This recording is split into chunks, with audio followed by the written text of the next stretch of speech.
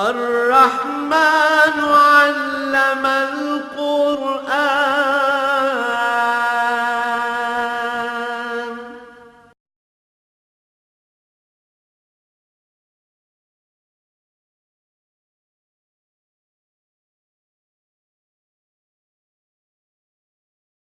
الحمد للہ رب العالمین والصلاة والسلام علی حبیبہ محمد وآلہ وصحبہ آمین.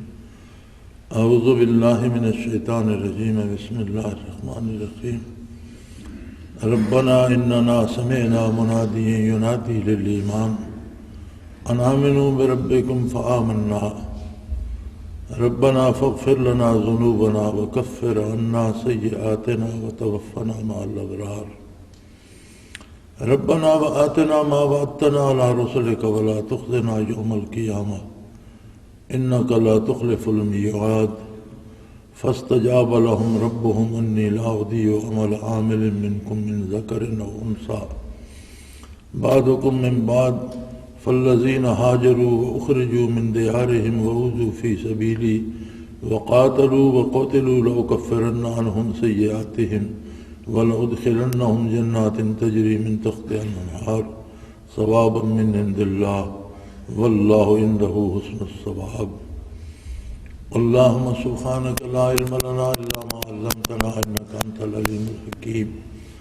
مولاي صل وسلم دائما أبدا على حبيبك خير الخلق كلهم.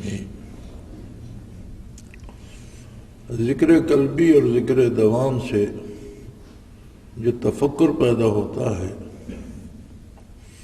اور تخلیق کو دیکھ کر عظمت خالق کا جو اندازہ ہوتا ہے اور اس میں آدمی کے شعور میں یہ بات آ جاتی ہے کہ یہ اتنا بڑا نظام بلا نتیجہ نہیں ہے، اس کا ضرور اور یقیناً کوئی نتیجہ ہوگا. اور وہ دعا کرتا ہے کہ اللہ مجھے آگ کے عذاب سے بچا، اور جو آگ میں داخل ہوا ذلیل ہو گیا. پھر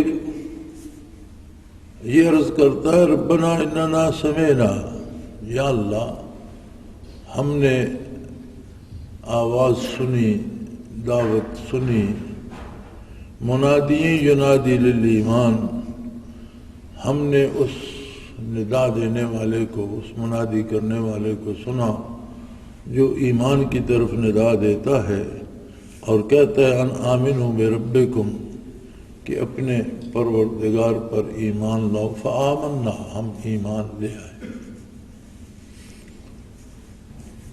اچھی بات اور اچھی دعوت سننے کے لیے بھی ایک صالح مزاج کی ضرورت ہوتی ہے. کل بات ہو رہی تھی، ایک صاحب پنڈی سے تشریف لائے تھے اور کہنے لگے کہ بڑا عرصہ ہوا آپ سے کوئی شعر و شاعری کی بات یا غزل کی بات یا ادب کی کوئی بات اس طرح کی نہیں سنی. تو میں نے انہیں عرض کیا کہ آپ کیا سمجھتے ہیں کہ کہیں ڈاکہ پڑ رہا ہو اور کچھ ڈاکو لوٹ میں مصروف ہوں، کچھ لوگ لٹ رہے ہوں، اس ہنگامے میں آپ غزلیں پڑھیں گے اور وہ آپ کی غزلیں سنیں گے؟ تو جب پورے ملک کا عالم یہ ہے کہ کچھ لوگ لٹ رہے ہیں، کچھ لوگ لوٹ رہے ہیں، تو اس میں اب غزلیں کہے گا کون اور ان کی غزلیں سنے گا کون؟ تو اچھی بات سننے کے لیے ایک اچھا ماحول بھی چاہیے، ایک اچھا اور صالح مزاج بھی چاہیے.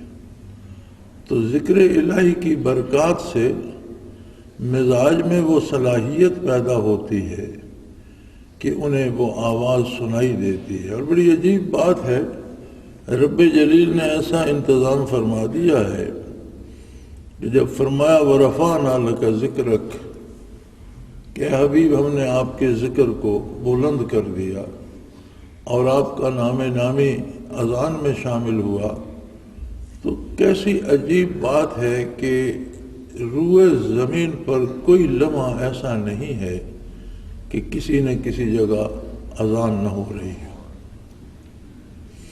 سورج کے سفر کے ساتھ ساتھ رات اور دن کا سفر جاری رہتا ہے، تو کہیں فجر ہے، کہیں ظہر ہے، کہیں عصر ہے، کہیں مغرب ہے، کہیں عشاء ہے، اور یہ سائیکل اراؤنڈ دا گلوب روئے زمین کے گرد چلتا رہتا ہے۔ ایک جگہ اگر فجر کا وقت ختم ہو رہا ہے تو کسی دوسری جگہ شروع ہو رہا ہے، ایک جگہ ظہر کا وقت ختم ہو رہا ہے، کسی دوسری جگہ شروع ہو رہا ہے، ایک جگہ عصر کا وقت ختم ہو رہا ہے، دوسری جگہ شروع ہو رہا ہے۔ اسی طرح مغرب اور عشاء اگر ایک علاقے سے ان کا وقت ختم ہو رہا ہے تو کسی دوسری جگہ شروع ہو رہا ہوتا ہے۔ تو اگر دیکھا جائے تو روئے زمین پر ہر لمحہ اشہد ان لا الہ الا اللہ اشہد ان محمد رسول اللہ اس تسلسل جاری ہے، لیکن کتنے لوگ سن پا رہے ہیں؟ اور پھر سننے کا مقصد یہ نہیں ہوتا کہ صرف آواز سنی یا شور سنا۔ سننے کا مفہوم یا سننا اسے کہتے ہیں کہ جس نے سنا، اس پر غور کیا، اور اگر بات اچھی ہے تو اسے قبول کیا، اس نے تو سنا۔ جس نے صرف آواز سنی، اس میں جو دعوت تھی، اس میں جو درد تھا، اس میں جو خلوص تھا، اسے محسوس نہ کیا، اس کی پرواہ نہ کی، اور سنی انسنی برابر کر دی، تو اسے سننا نہیں کہتے۔ لہذا سننے کے لیے اپنے اندر کی، اپنی فکر اور سوچ کی، اپنی قوت سماعت کی، اپنے ادراک و شعور کی صفائی ضروری ہے، اور یہ ذکر قلبی اور ذکر دوام ہے جو یہ صفائی عطا کرتا ہے۔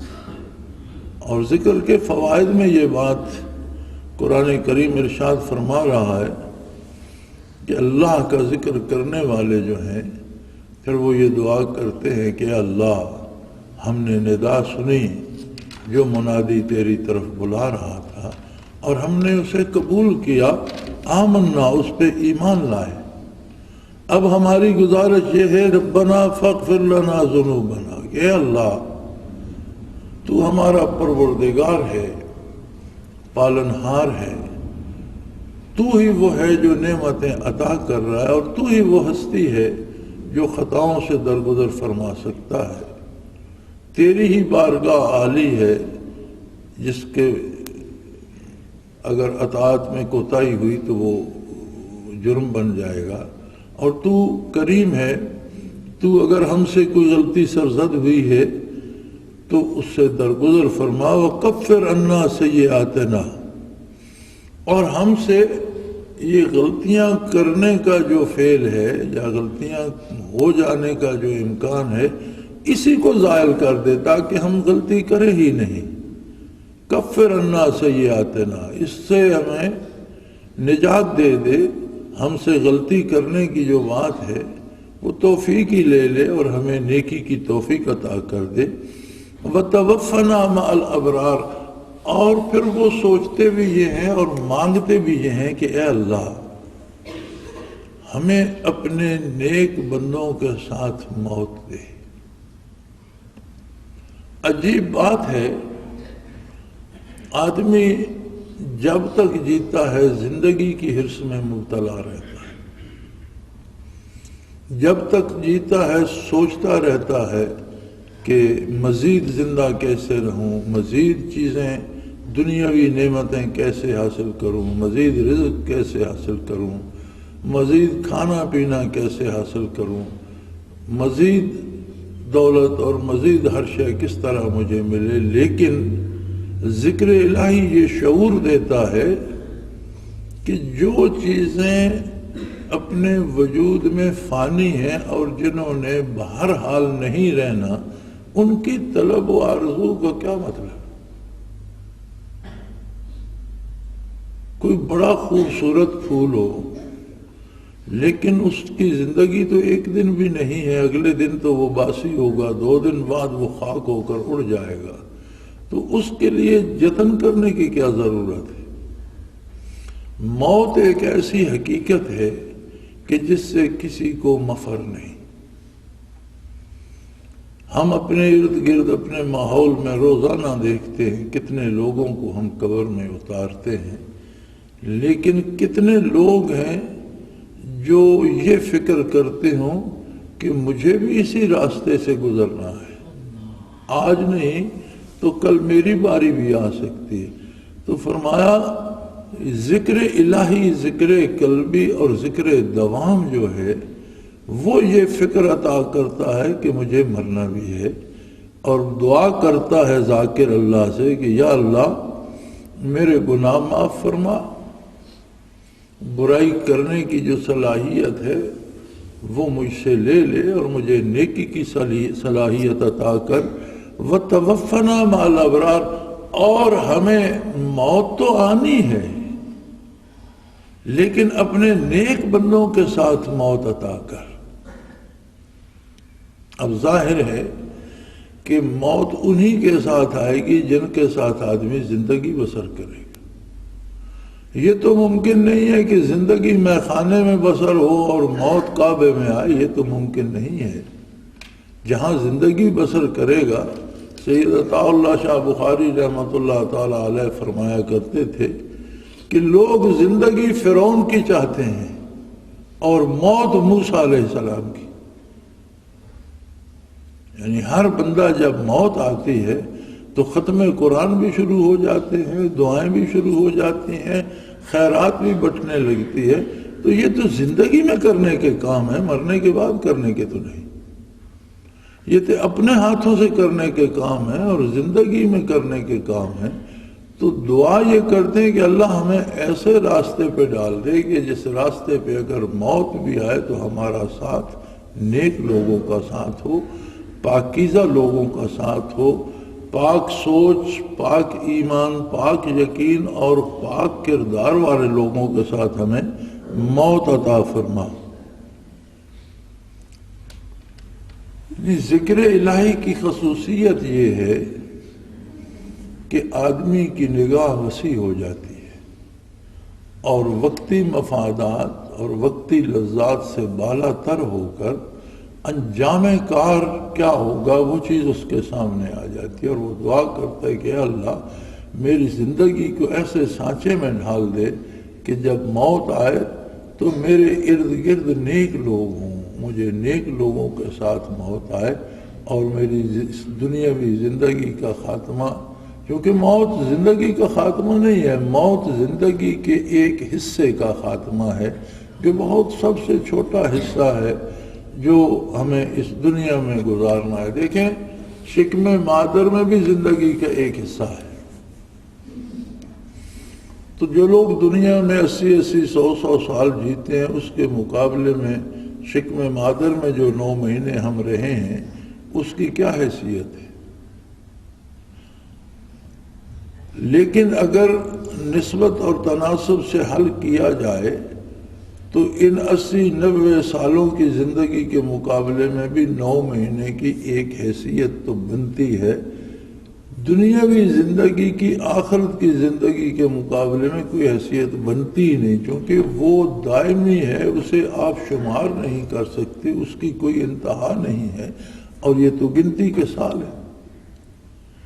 تو ذکر الہی یہ شعور عطا کرتا ہے کہ آدمی اس دائمی زندگی کی دائمی نعمتوں کی آرزو کرتا ہے، وہ دعا کرتا ہے کہ اللہ مجھے اپنے نیک بندوں کے ساتھ موت عطا فرما، اور اے میرے پروردگار، اے ہمارے پروردگار، آتنا ما وعدتنا علی رسلک، تو نے جو وعدے اپنے نبیوں کی زبان سے اپنے نیک بندوں کے ساتھ فرمائے ہیں کہ ان پر تو کرم فرمائے گا، انہیں حشر سامانیوں سے بچائے گا، آخرت کے عذابوں سے محفوظ رکھے گا، اور انہیں اپنی نعمتوں میں اور اپنے باغات میں اور اپنے ہاں بہترین جگہوں میں جگہ دے گا، گھر دے گا۔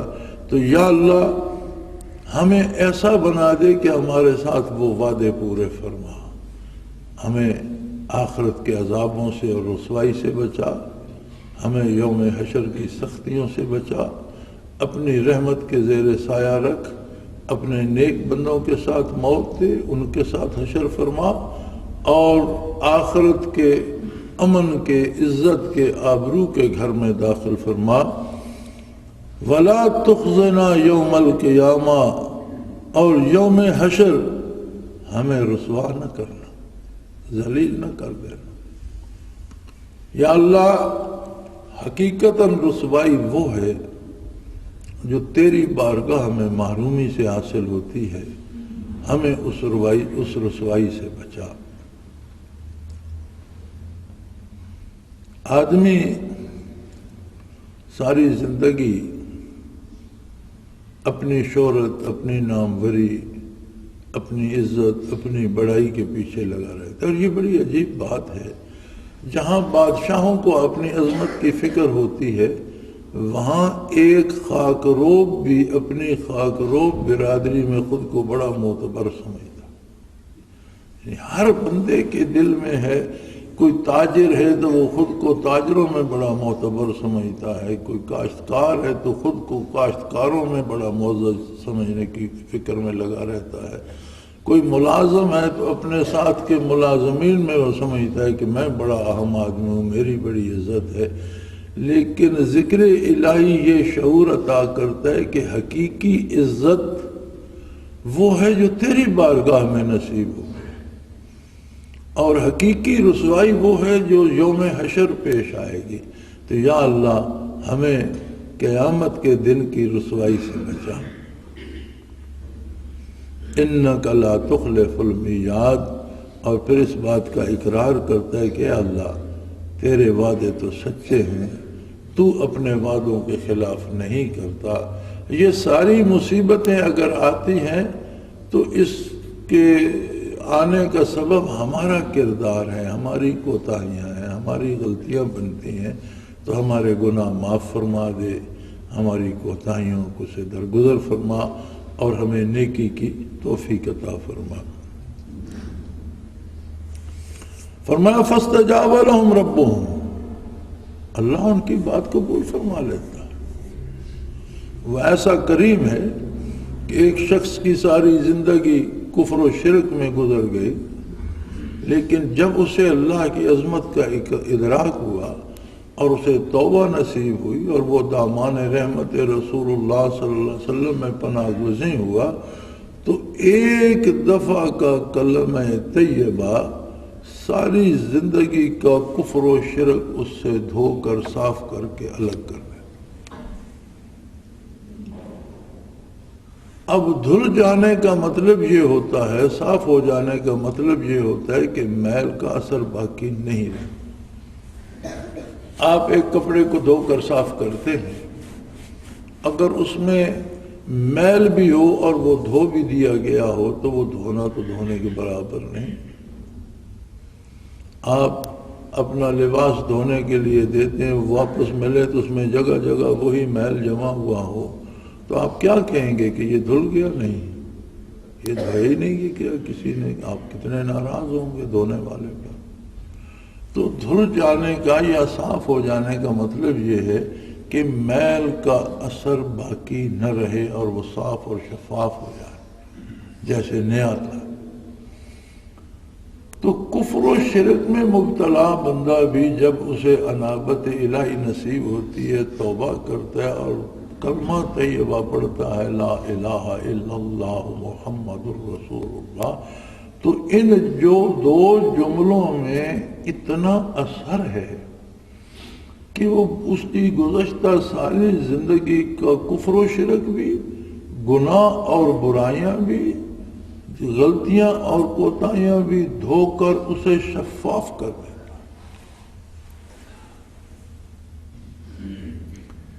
اب اس کے مقابلے میں ہم اپنے آپ کو رکھیں اور اپنا اندازہ کریں۔ ہماری مصیبت یہ ہے کہ ہم بات سنتے ہیں تو سمجھتے ہیں یہ دوسروں کے لیے ہے، قرآن پڑھتے ہیں تو سمجھتے ہیں یہ آیت کافروں کے حق میں، اگر اچھی ہوتی ہے تو یہ مومنین کے حق میں، خود کو الگ رکھتے ہیں، حالانکہ قرآن ایک ایک انسان کو مخاطب فرماتا ہے۔ اللہ کی کتاب ہے للناس، اولاد آدم کے لیے، میرے لیے بھی ہے، آپ کے لیے بھی ہے، ہر انسان کے لیے ہے۔ تو جب ایک دفعہ لا الہ الا اللہ محمد الرسول اللہ پاک و صاف کر دیتا ہے تو ہم پر تو اللہ کا احسان ہے کہ ہم کتنی صدیوں سے نسل در نسل مسلمان ہیں، مسلمان گھروں میں پیدا ہوئے۔ سب سے پہلی آواز جو ہمارے کان میں پڑی وہ اذان کی تھی۔ جس گھر میں ہم نے بولنا سیکھا والدین نے سب سے پہلے اللہ کا لفظ ہمیں سکھایا، اور اتنی عمر بیت گئی، کلمہ پڑھتے، نمازیں پڑھتے، روزے رکھتے، تو کیا ہم صاف ہو چکے ہیں؟ کوئی ہم میں ایسا ہے جسے یہ اطمینان ہو کہ موت آتی ہے تو آئے، کوئی حرج نہیں، مجھے تو جنت میں جانا ہے، کل کی بجائے آج آ جائے؟ نہیں، ہر ایک موت سے بھاگ رہا ہے، ہر ایک موت سے ڈر رہا ہے، ہر آدمی کو یہ فکر ہے کہ پتہ نہیں مروں گا تو کیا ہو جائے۔ کیوں؟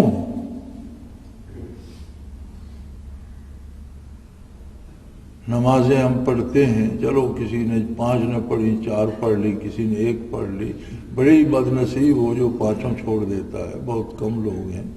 مساجد کو دیکھیں بھری ہوئی ہیں، اذانیں ہوتی ہیں، نماز ہوتی ہے، روزے رکھتے ہیں اور زکوٰۃ دیتے ہیں۔ حج پر لوگ اتنے جاتے ہیں کہ ہر سال سیٹیں کم پڑ جاتی ہیں، لاکھوں لوگ ہر سال حج پہ جاتے ہیں۔ سارے کام ہم کرتے ہیں، تلاوت کرتے ہیں، پھر کیوں ہمیں اپنی بخشش کا یقین نہیں ہے؟ کوئی کڑی تو درمیان میں غائب ہے، جو کڑی ہم سے چھوٹ گئی، جو غائب ہے وہ کیا ہے؟ نمازیں کلی طور پر نہیں چھوٹی ہیں، اگر لوگ بے نماز ہیں تو نمازی بھی بہت ہیں، اگر لوگ تلاوت نہیں کرتے تلاوت کرنے والے بھی بہت ہیں، اگر کچھ لوگ زکوٰۃ نہیں دیتے تو زکوٰۃ دینے والے بھی بہت ہیں، اگر کچھ لوگ صاحب استعداد ہو کر حج پر نہیں جاتے تو اتنے بھی بہت ہیں کہ جن میں استعداد نہیں ہے وہ بھی پیسہ شیسہ جمع کر کے زمین مکان بیچ کر حج پہ چلے جاتے، ایسے بھی تو ہیں۔ حاجی ہیں، نمازی ہیں، صدقات اور زکوٰۃ دینے والے ہیں، لیکن کیا اس سب سے ہم میں صلاحیت آ گئی؟ ہم بدل گئے، ہم نیک ہو گئے، ہم ابرار میں شامل ہو گئے، اللہ کے نیک بندوں میں شامل ہو گئے؟ یہ مشکل سوال ہے۔ کیوں نہیں ہوتا؟ کوئی کڑی ایسی ہے جو درمیان سے چھوٹ گئی ہے، کوئی ایسا کام ہے جو بحیثیت قوم، من حیث القوم ہم نے چھوڑ دیا ہے۔ اگر ساری دینی زندگی کا تجزیہ کریں تو ہم سے ذکر دوام چھوٹ گیا ہے، جو ہم نے من حیث القوم چھوڑ دیا ہے۔ باقی دینی احکام پہ عمل و قرآن کا یہ حکم جو ہے، الذین یذکرون اللہ قیاما وقعودا وعلی جنوبہم، وہ لوگ جو کھڑے بیٹھے لیٹے یعنی ہر حال میں اللہ کا ذکر کرتے ہیں۔ کہاں ہیں وہ لوگ؟ کہاں ہے ذکر کی وہ کیفیت؟ اور صرف یہ دوا ایسی ہے جو صلاحیت پیدا کرتی ہے، شعور و آگہی دیتی ہے، بھلے برے کی تمیز پیدا کرتی ہے۔ ہم بندے کو پاگل کیوں کہتے ہیں؟ جب دنیاوی زندگی کے لوازمات کو جیسا کہ چاہیے وہ اختیار کرنے کے شعور سے بے بہرا ہو جائے، ہم کہتے ہیں پاگل ہے۔ کپڑے پہننے کی تمیز نہ رہے، بات کرنے کی تمیز نہ رہے، کھانے پینے کی تمیز نہ رہے، حلیہ ٹھیک کرنے کی تمیز نہ رہے، بال پریشان ہیں، کپڑے پھاڑے ہوئے ہیں، یا اتار دے گا، کھانا جو مل گیا کھا لیا، پلیت ہے، پاک ہے، غلیظ ہے، صاف ہے، تو ہم کہیں گے یہ پاک۔ جو بات منہ میں آئی وہ کہہ دی، بھلی ہے یا بری ہے، تو ہم کیا کہتے ہیں؟ یہ پاگل ہے۔ اگر دنیاوی چیزوں کا شعور و آگہی درست نہ رہے تو پاگل ہو جاتا ہے، اور اگر آخرت کے بارے جو ضروریات و لوازمات ہیں ان کا شعور نہ رہے تو وہ کیسے عقل مند ہے؟ وہ کیا وہ پاگل نہیں؟ حقیقتاً تو وہ شخص پاگل کہلانے کا مستحق ہے جسے عظمت الہی کا شعور نہ رہے، جسے دار آخرت کا شعور نہ رہے، جسے عظمت رسالت کا احساس نہ رہے، جو اس دنیا میں آ کر دنیا میں کھو جائے اور اسے یہ خبر نہ رہے کہ مجھے ایک دائمی گھر کی طرف بھی جانا ہے۔ دراصل پاگل سب سے بڑا پاگل وہ ہے، اور جسے اللہ کی یاد بھول جائے اس سے بڑا پاگل کون ہے؟ پاگل زندہ رہتے ہیں، آپ نے دیکھا بے لباس ہوں تو بھی زندہ رہتے ہیں جب تک موت نہیں آتی، وقت بے وقت کھاتے ہیں زندہ تو رہتے ہیں، علم غلم کھاتے ہیں زندہ تو رہتے ہیں۔ اسی طرح جو بندہ آخرت سے بے خبر ہو جاتا ہے زندہ تو رہتا ہے، لباس پہنتا ہے، دولت جمع، ہم سمجھتے ہیں یہ بڑا عقل مند ہے، دراصل وہ پاگل ہوتا ہے، بے وقوف ہوتا ہے، بے شعور ہوتا ہے۔ اور جن میں وہ شعور ہوتا ہے فَاسْتَجَابَ لَهُمْ رَبُّهُمْ، اللہ ان کی بات قبول کر لیتا ہے، ان کے گناہ معاف فرما دیتا ہے، انہیں نیکی کی توفیق عطا کر دیتا ہے، ان کی اصلاح فرما دیتا ہے اور انہیں نیکی پر موت دیتا ہے۔ اور یاد رکھے جس کی توبہ قبول ہو جاتی ہے پھر اسے موت کا ڈر نہیں رہتا، پھر وہ موت کے لیے تیار رہتا ہے۔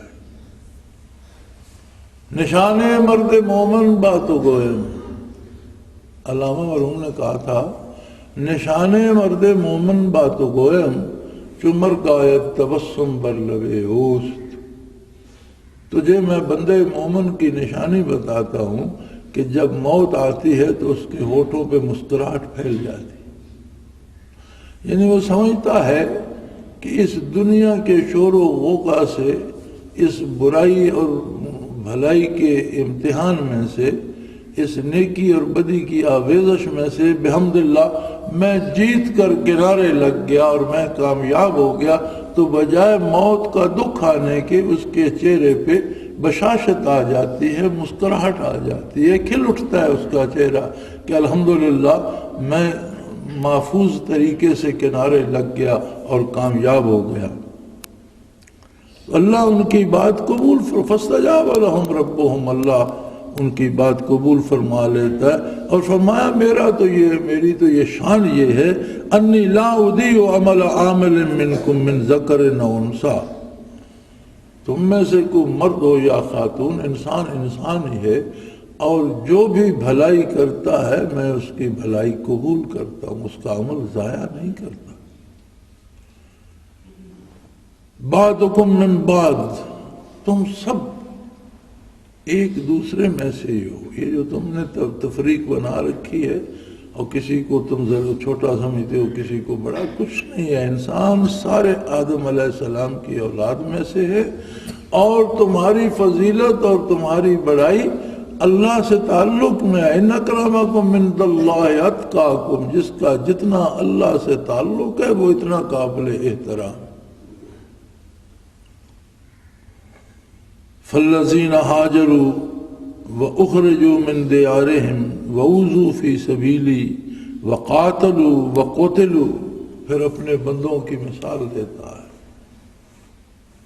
سبحان اللہ۔ کہاں یہ بات کہ اللہ خادمان نبوت کو مثالی مسلمان فرما رہا ہے، کہتا ہے دیکھو یہ دار دنیا ہی میں وہ بھی تھے، ان کے رشتہ دار بھی تھے، انہوں نے دولت بھی کمائی تھی، ان کی جاگیریں بھی تھیں، جائیدادیں بھی تھیں، گھر بھی تھے، ساری ضرورتیں جو آج تمہارے ساتھ ہیں کل ان کے ساتھ بھی تھی، انسانی زندگی تھی، لیکن وہ کیسے لوگ تھے؟ فالذین ہاجروا، جب انہوں نے توبہ کی اور میرے نبی کی دعوت قبول کی اور انہوں نے کہا کہ ہم ایمان لائے، تو دنیا کی مشکلات ان پر ٹوٹ پڑی، انہیں گھر چھوڑنے پڑے، جاگیریں چھوڑنی پڑیں، جائیدادیں چھوڑنی پڑیں، رشتے ناطے توڑنے پڑے، برادری چھوڑنی پڑی، دوستیاں چھوڑنی پڑی، لیکن انہوں نے کہا جو مزہ اللہ کے رسول کی رفاقت میں ہے، ساری کائنات بھی چھٹ جائے تو کوئی پرواہ نہیں۔ الذین ہاجروا، بیٹھے بٹھائے مہاجر ہو گئے، ہر چیز سے رخصت ہو گئے، وَأُخْرِجُوا مِن دِيَارِهِمْ، لوگوں نے انہیں گھروں سے نکال دیا۔ انہوں نے کہا کوئی بات نہیں۔ ایک صحابی ہجرت فرما رہے تھے مکہ مکرمہ سے، اور حضور کی ہجرت کے بعد اہل مکہ نے پہرے داری شروع کر دی تھی کہ کوئی مسلمان ہجرت کر کے نہ جائے۔ تو وہ مسلح تھے اور بڑے جری اور بہادر مانے ہوئے شخص تھے، تو انہوں نے علل اعلان اپنے گھوڑے پہ سوار ہوئے اور چل دیے۔ اہل مکہ نے راستے میں روک لیا۔ انہوں نے فرمایا دیکھو تم مجھے جانتے ہو میں کون ہوں، اور یہ بھی جانتے ہو کہ میں جنگ کا ماہر ہوں، اور یہ بھی جانتے ہو کہ میں کتنا جرأت مند ہوں، کتنا صحت مند ہوں، کتنا طاقتور ہوں، اور فن حرب کا کتنا ماہر ہوں۔ اگر تم زیادہ ہو اور تم مجھے شہید بھی کر دو گے، لیکن اس سے پہلے تمہارا بھی بہت نقصان ہوگا اور تمہارے کتنے لوگ مارے جائیں گے۔ میرے پاس نیزہ ہے، میں پہلے یہ استعمال کروں گا، پھر میرے پاس تلوار ہے، میرے پاس تیر کمان ہے، میں اپنا ترکش خالی کروں گا، پھر اس کے بعد تلوار کی باری آئے گی، تو یہ سارے تیر میرے ضائع نہیں جائیں گے، میرے نیزے کے وار خالی نہیں جائیں گے، میری تلوار کے وار خالی نہیں، تمہارے کتنے لوگ مریں گے اگر تم مجھے مار بھی لوگے تو اس سارے خسارے کی بجائے سودا نہ کر لے۔ انہوں نے کہا بھی سودا کیا کرتے ہیں آپ؟ انہوں نے کہا میں نے ساری عمر محنت کی ہے، سرمایہ کمایا ہے، اور وہ سرمایہ میرے گھر میں محفوظ ہے، اگر میں تمہیں اس کا پتہ بتا دوں اور میری ساری زندگی کی جمع پونجی تم لے لو اور مجھے ہجرت پہ جانے دو، حضور کی خدمت میں جانے دو، مجھے روکو نہیں، تو کیسا رہے گا؟ تو اہل مکہ نے آپس میں مشورہ کیا کہ سودا گھاٹے کا نہیں ہے، بجائے اس کے کہ ہم اپنے بندے مروائیں، کیوں نہ اس کی دولت پہ قبضہ کریں؟ انہوں نے کہا اچھی بات ہے، بتا دیں دولت کہاں ہے، ہم وہ لے لیتے ہیں، آپ چلے جائیں۔ کیسے عجیب لوگ تھے کہ مشرکین مکہ نے بھی اعتبار کیا کہ جو بتا رہا ہے وہ صحیح ہے، جان بچانے کے لیے جھوٹ نہیں بولے گا۔ یہ نہیں کہا کہ ہم بھی یہاں بیٹھتے ہیں، آپ بھی یہاں رہو، دو بندے بھیجتے ہیں، وہ جا کر آپ کے گھر سے وہ پیسہ لے آتے ہیں اور پھر ہم آپ کو نہیں۔ انہوں نے کہا نہیں، آپ نے بتا دیا، آپ چلے جائیں، ہم واپس جاتے ہیں۔ واپس گئے تو وہ دولت مل گئی، ساری زندگی کی پونجی مل گئی۔ تو فرمایا یہ جو لذت ذکر ہے اور یہ جو ذکر دوام ہے، اس نے وہ آشنائی اور وہ لذت آشنائی عطا کی، دو عالم سے کرتی ہے بیگانہ دل کو، دو عالم سے کرتی ہے بیگانہ دل کو، عجب چیز ہے لذت آشنائی، اس کا اپنا مزہ ہے، اس کے لیے دنیا تو دنیا، لوگ آخرت سے بھی بالا تر ہو گئے۔ تو انہوں نے سب کچھ چھوڑ دیا کہ مجھے میرے حبیب صلی اللہ علیہ وسلم کی خدمت میں جانے تو جاؤ، دولت دنیا تم لے لو۔ اخرجوا من دیارہم، گھروں سے نکال دیے گئے، وَأُوذُوا فِي سَبِيلِي، میرے راہ میں انہیں بے پناہ تکلیفیں دی گئی، لیکن وہ ثابت قدم رہے۔ اور ہجرت کے بعد جب مدینہ منورہ آئے تو کیا پرسکون ہو گئے؟ فرمایا نہیں، وَقَاتَلُوا وَقُتِلُوا، پھر انہوں نے جہاد کیے، جانیں قربان کی، کفار اور مشرکین کو قتل کیا، مقابلہ کیا۔ فرمایا اللہ مثال دے رہا ہے قیامت تک کی انسانیت کو کہ ذکر دوام میں یہ مزہ ہے کہ بندہ ایسا بن جاتا ہے۔ آج لوگ بات یہ کرتے ہیں کہ ان میں ایمان تھا یا نہیں۔ وارے ابلیس اور وارے انسان، تجھے کون انسان کہے گا کہ جن لوگوں کی مثال قرآن پیش کر رہا ہے، اللہ پیش کر رہا ہے، مثالی مسلمان تو ان کے بارے پوچھتا ہے کہ ان میں ایمان تھا یا بے بھی تفاوت راز کجا استاب کجا. فرمایا انہوں نے جہاد کیے اور ریاست اسلامی بنائی. لَأُكَفِّرَنَّ عَنْهُمْ سَيِّئَاتِهِمْ، اگر ان سے کوئی خطا ہوئی ہے تو میں نے معاف کی. بتاؤ تم کون ہوتے ہو اعتراض کرنے والے؟ اگر ان پر کسی کو اعتراض ہے تو تمہارا انہوں نے کیا بگاڑا؟ اگر ان سے کوئی کوتاہی ہوئی ہے تو میں نے معاف کر دی. وَلَأُدْخِلَنَّهُمْ جَنَّاتٍ تَجْرِي مِن تَحْتِهَا الْأَنْهَارُ، میں انہیں اپنے ان باغوں میں داخل کروں گا جن میں نہریں جاری ہیں اور میری جنت میں رہیں گے. ثوابا من عند اللہ، اللہ کی طرف سے ان کے عمل کا یہی بدلہ ہے. اور واللہ عندہ حسن الثواب، اور اللہ ہی وہ ہستی ہے، اللہ ہی کی یہ شان ہے کہ وہ بدلہ بہت ہی اچھا دیتا ہے. بندے کا عمل تھوڑا ہوتا ہے، جب وہ بدلہ عطا فرماتا ہے تو اس سے کروڑوں گنا زیادہ عطا فرما دیتا ہے. وآخر دعوانا ان الحمد للہ رب العالمین. جناب آپ کی سنتیں رہتی ہیں عطا فرما. اللہ اللہ اللہ اللہ اللہ اللہ اللہ اللہ.